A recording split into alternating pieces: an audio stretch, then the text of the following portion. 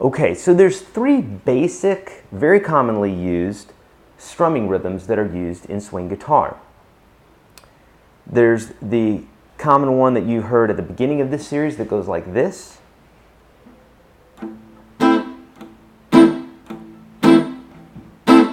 Okay, and then there's just a straight one that goes like this. 2, 3, 4, 1, 2, 3, 4. And then the one that's used oftentimes like in ballads would go like this. 2, 3, 4. 2, 3, 4. 2, 3, 4. 2, 3, 4. Okay, so we're going to talk about each one of these separately. Okay, let's talk about. So the first one is this. Well, let's tell you what. Let's talk about the ballad one first, because that's probably going to be most familiar to everybody. So what I'm using here is an A minor, just a straight up A minor bar chord at the 5th fret. If you don't know how to play that, it's the E minor chord. If you were to play it with your 3rd and 4th finger and bar right there, and walk it up the neck. Now, if you can't play this chord in full right now, it's totally okay. As long as you're getting some of the notes out, that's what we're looking for, okay? Your hand will grow into this chord if you can't get it right now. Okay, so, and the way you would do this is to just hold the chord and count to 4. 1, 2, 3, 4. 2, 3, 4. Okay? Very simple. 3, 4. 2, 3, 4. Okay, that's our most simple one. That's used in ballads oftentimes. Okay? The next one in order of difficulty is this one where we're learning to pump the strings or mute the strings with the fretting hand. Okay? So what we would do here is on each number, 1, 2, 3, 4, we'd hit the chord, but then choke it very quickly by slightly lifting off of the strings in order to get that sound. Okay? So, for instance, we'd go.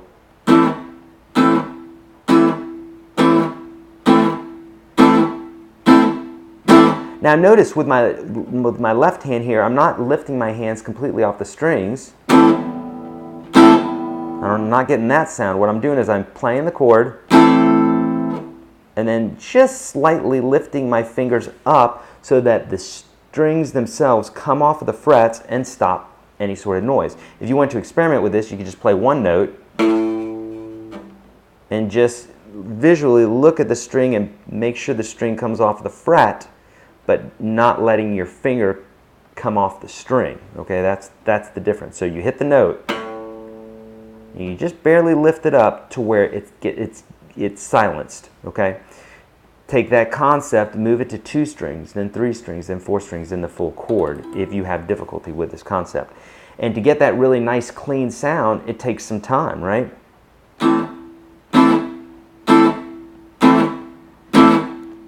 So you could practice that with any chords that you know in the closed position here, like a bar chord, and just practice that until you get that technique down, because we're going to be using that a whole bunch, okay? Okay, then the third rhythm that we're going to do is going to be where we're playing the bass note and then comping the rest of the chords separately, okay? Or playing the rest of the chords separately. You'll hear this word comp a lot, C-O-M-P, and basically that's to play a chord progression along with somebody else, comping behind somebody. You'll hear that a lot, especially in jazz and swing circles.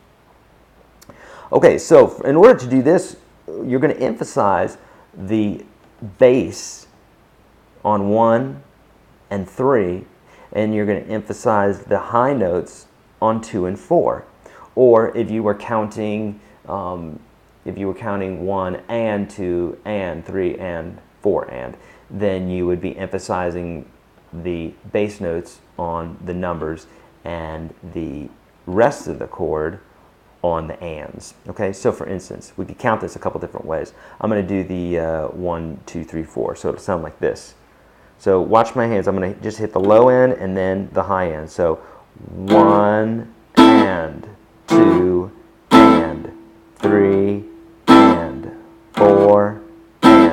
I said I was going to do all numbers, but I did the ands there. Okay, if we were counting just numbers, it'd be 1, 2, 3, 4. 1, 2, 3, 4. Okay, so this is more of an idea as opposed to a perfect science. There's going to be times where you just hit the one note. There's going to be times when you hit 2 notes, sometimes 3 notes.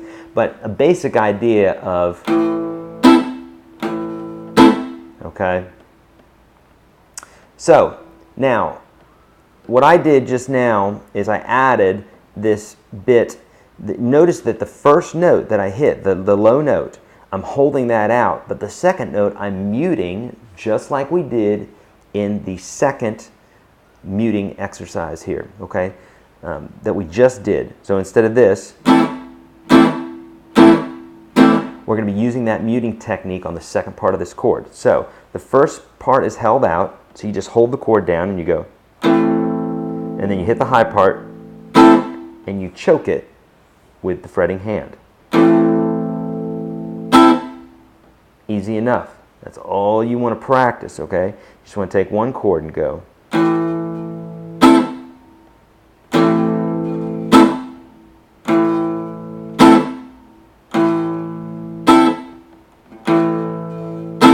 Takes a little time to get used to.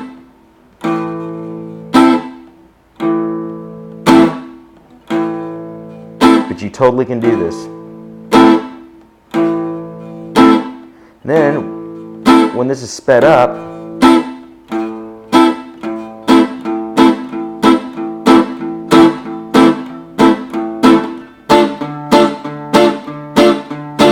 okay, that idea. Now, another thing that I like to do, and this is more just personal preferences, I like to mute with this part of my hand, with the kind of the palm right here, and I mute that downbeat, or that one, or the low part of the note, like this.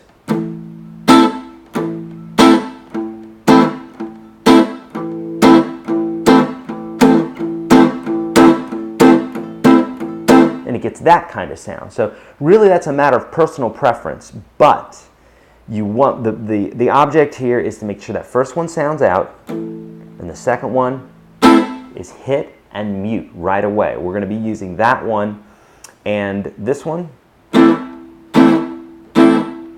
a lot throughout these songs, okay, and throughout this course. So make sure that you get those down. Don't move on to the next video unless you get those down. This is an integral part to that swing sound, that rhythm sound that you're looking for in swing guitar, okay? So make sure that you work that out before moving to the next video, okay? Let's keep going.